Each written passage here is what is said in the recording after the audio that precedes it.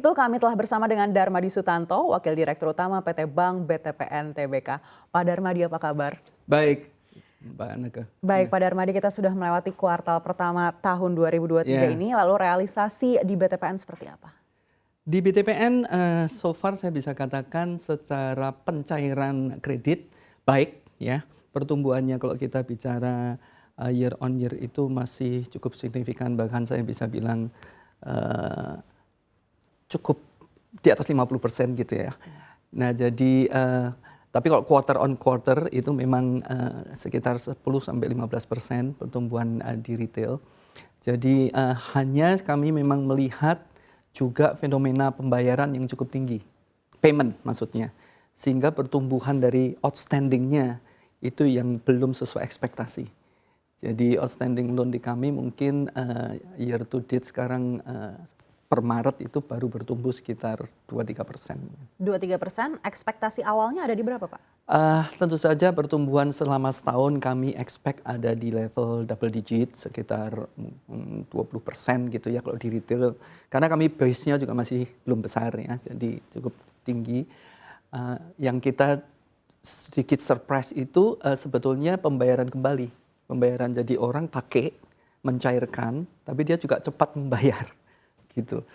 Nah ini mungkin juga sebuah fenomena yang baik dalam arti kemampuan membayar dari nasabah retail itu masih terjaga. Mereka membutuhkan pencairan dari waktu ke waktu, tapi begitu mereka mungkin ada bisnis atau kalau yang konsumtif dapat salary, nah kemarin ini baru dapat lebaran, bonus dan lain sebagainya, mereka langsung membayarnya. Nah ini yang kami lihat di bisnis kami. Jadi pencairan bagus, bertumbuh dengan baik, tapi pembayaran juga cukup tinggi. Sehingga outstanding loan-nya yang pertumbuhannya kurang. Baik, targetnya untuk sepanjang tahun sekitar 20% dan di kuartal 1, 2-3% outstanding-nya, Pak. Berarti artinya ini masih cukup jauh untuk mengejar angka tersebut. Begitu. Strategi apa yang mungkin akan digalakkan oleh BTPN? Ini kita sudah mau memasuki akhir kuartal 2 dan masih ada 2 kuartal lagi. Iya, tentu saja kami juga terus mengupayakan nasabah-nasabah baru. Ya, selain nasabah-nasabah sekarang yang memakai dengan aktif gitu ya. Kita nasabah-nasabah baru itu juga terus kita tambahkan. Yang kedua tentu saja bagaimana kita mengantisipasi payment ini ya. Karena kami merasa payment ini mungkin akan continue walaupun mungkin akan menurun. Karena musim bonus, musim lebaran dan lain sebagainya sudah selesai. Jadi itu satu. Yang kedua meningkatkan jangkauan kami ya. Kami juga mulai membangun lagi kantong-kantong akuisisi di kota-kota yang lain sebagai tambahan dari yang saat ini. Baik, apa yang menjadi kendala terbesar Pak untuk bisa menjangkau kantong-kantong tersebut, terutama juga untuk menyelesaikan masalah payment tadi? Kalau payment itu tentu saja kita, ini memang dari nasabah ya, nasabah kebetulan memang maunya seperti itu, kita tidak memberikan sesuatu, tidak bisa melakukan banyak hal kecuali mungkin soal umpamanya ya di dalam salah satu produk kami itu bisa ambil dan bisa dibayar anytime gitu kan ya. Contohnya tidak ada penalti. Tidak ada penalti. Contohnya 3 bulan bisa dibayar, sebetulnya sebulan, 2 bulan bisa dibayar, atau ambil 6 bulan cicilan tapi anytime bisa dibayar. Nah, hal-hal seperti contohnya kami mengurangi tenor yang pendek untuk memperpanjang tenor. Ya. Kami sedang memikirkan apakah kalau sudah kontrak seperti ini mestinya diambil separuh, contohnya 6 bulan. 3 bulan lewat baru free, umpamanya seperti itu. Itu hal-hal yang sedang kami pikirkan dalam konteks payment. Ya. Tapi kalau kendala umpamanya masuk kepada pasar yang baru tentu saja sumber daya. Ya. Karena memberikan kredit ini perlu membangun sumber daya yang kuat, yang bisa menjual dengan benar dan kita bisa memanagenya mereka dengan benar. Nah ini juga perlu waktu kan membangun sumber daya, itu tantangannya. Ee dengan digitalisasi? Apakah digitalisasi belum bisa menggantikan sumber daya yang dibutuhkan untuk bisa menjangkau kantong-kantong yang baru itu? Nah, gini Mbak Anaka, digitalisasi itu ya, menurut hemat kami, walaupun kami sangat kuat di digital, bahkan proposition kami adalah digital banking. Namun demikian kalau kita berbicara loan terutama ya, Terutama di dalam sektor produktif seperti microbusiness ya. Itu kami merasakan masih perlu model hybrid. Jadi digital itu tidak bisa 100% digital. Pertama, karena literasi daripada segmen yang kami jangkau belum tentu sudah ngerti digital ya. Mereka masih perlu dibantu ya. Jadi digitalisasi dalam konteks onboardingnya betul ya. Tapi kami masih perlu orang approach. Orang datang, approach, dan habis itu prosesnya semua digital dan dalam waktu 30 menit bisa diketahui, di-approve atau tidak.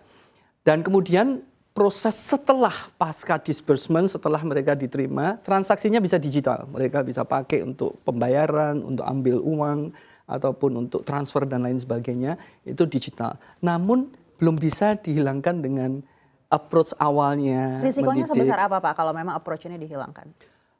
Oh, itu approach yang berbeda. Menurut saya pertama belum tentu pasarnya siap, artinya akuisisinya juga mungkin terkendala. Yang kedua, di dalam bisnis terutama yang produktif tadi saya katakan itu memang masih ada hal-hal yang perlu kita mengerti. Karena salah satu tantangan dalam bisnis loan ini juga nasabah yang fiktif ya. Fraud lah istilahnya gitu ya, nasabah-nasabah yang belum tentu nasabah yang sebenarnya dan lain sebagainya. Sehingga tadi literasi, memastikan nasabah-nasabah yang benar, memastikan apa yang mereka kerjakan atau bisnisnya itu benar-benar ada, itu belum bisa dilakukan secara digital ya. Saya bisa katakan demikian. Jadi masih perlu orang. Makanya tadi saya bilang ketika kami mau masuk ke pasar-pasar atau daerah-daerah yang baru, sumber daya menjadi tantangan karena kita harus menciptakan sumber daya secepat mungkin untuk kita bisa mengirim mereka kepada nasabah-nasabah untuk di-approach dan dididik dan diberitahu ini digital, cara bayarnya nanti bagaimana. Karena juga penting ya, kalau bisnis pinjaman itu memberi pinjaman mudah, Mbak Naga. Membayar, menerima pembayaran kembali itu sebuah tantangan. Seberapa besar Pak pertumbuhan angka fraud di BTPN khususnya untuk di kredit retail ini? Sebetulnya dari tahun ke tahun itu tidak terjadi perubahan signifikan, problemnya adalah terus ada. Terus ada. Kami juga mempunyai tantangan untuk menghilangkannya, walaupun di level yang istilah kami masih bisa diterima gitu ya, di dalam operational loss kita gitu. Namun terus ada, ini mengganggu ya, ini mengganggu sehingga ya kami terus harus berusaha bagaimana yang namanya nasabah fiktif dan nasabah-nasabah yang apa namanya ya, yang nggak benar lah. Kami tidak masalah kalau orang itu benar dan kemudian kesulitan keuangan sehingga dia tidak bisa bayar. Itu wajar. Ya. Tetapi yang kita bank ini harus hindari adalah karena nasabahnya betul-betul dari awal sudah punya intensi tidak baik. Gitu ya. Nah, ini yang menjadi tantangan. Kami banyak melakukan mekanisme, mungkin ceritanya panjang untuk memanage ini. Ya. Baik, kita juga tahu pemerintah baik regulator juga menyampaikan kalau mungkin era suku bunga tinggi ini tidak akan sebentar begitu, mungkin untuk jangka waktu yang cukup lama. Lalu bagaimana ini akan mempengaruhi loan at risk di BTPN? NPL di tempat kami memang ada kecenderungan mendesak ke atas gitu ya. Oleh sebab itu kami juga menguatkan yang saya sebut collection ya. Karena saya selalu percaya consumer loan is a collection game juga gitu ya. Jadi kita harus kuat dengan collectionnya.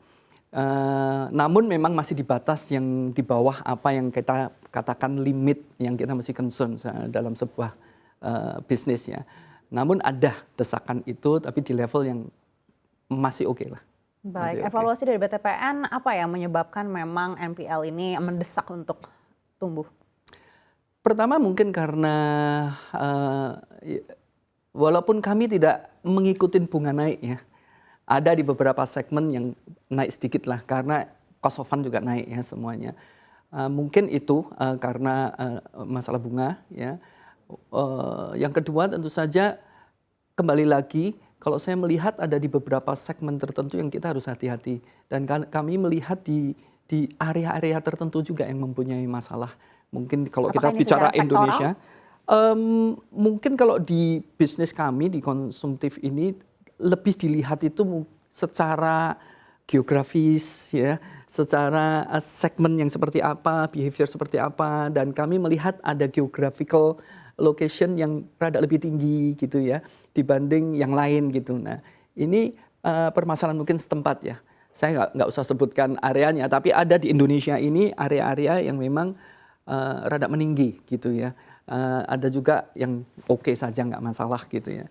Jadi kalau sudah seperti itu biasanya kita sedikit lebih waspada dengan area yang datang dari sini gitu. Bahkan di area-area yang kita sebut sangat beresiko, kita melihat di situ secara spesifik di situ nasabah kita yang apa namanya yang ya macet awal gitu sudah tinggi, ya kita bisa stop.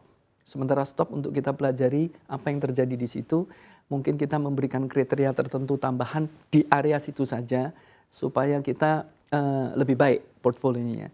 Nah, jadi memang mungkin kalau kita bicara Indonesia GDP-nya bagus, tetapi tidak seimbang antara satu area dan area yang lainnya. Dan ini yang saya kira hal-hal yang perlu kita sebagai bank perhatikan bersama. Karena overall secara Indonesia menurut saya baik. Tadi payment-nya juga menurut saya melihat sehat, bahkan terlalu sehat mungkin ya. Namun spot-spot ini yang kita harus perhatikan mendesak. Baik, tadi Bapak katakan juga terkait dengan segmen. Ada juga segmen-segmen tertentu yang juga ini harus diperhatikan. Ini segmen seperti apa maksudnya? Jadi kalau saya melihat kami kan bisnisnya kalau bicara loan ini kan cukup bervariasi ya.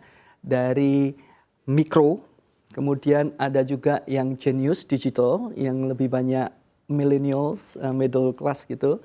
Dan kemudian kita punya bisnis pensiun juga ya. Nah, kalau kita melihat itu memang di bisnis yang mikro sedikit ada desakan tadi, ya, mikro ada desakan, walaupun pencairan juga cukup baik. Tadi saya katakan pencairan mikro itu mungkin kalau year on year bisa 50% lebih baik pencairannya. Paymentnya lebih banyak juga dibanding tahun lalu. Kalau yang di millennials ini, yang flexi ini juga orang yang ngambil baru banyak. Yang mencairkan naiknya juga cukup signifikan, paymentnya juga banyak, namun yang macet juga di sini mulai naik. Sama nih, ini karena bisnis personal loan ya, non collateral. Jadi segmen milenial sama micro ini mungkin salah satu yang pengaruh. Kalau pensiun cukup aman lah, karena pensiun memang ada salary setiap bulannya. Jadi memang kita main di situ. Kita punya produk baru namanya Pay Later. Ya, Pay Later ini memang belum besar signifikan loan-nya. Tapi memang kami juga melihat bahwa kalau kita bicara yang namanya pay later ya, ambil sekarang 2 minggu harus bayar. Nah, kita melihat juga sedikit ada peningkatan dari orang yang tidak membayar on time gitu ya di pay later. Sekali lagi itu adalah di level digital yang mass gitu ya. Karena kalau yang flexi cash personal loan itu yang middle. Kemudian kami punya credit card itu untuk yang di atasnya. Credit card sih oke, so far nggak isu karena memang levelnya middle up gitu.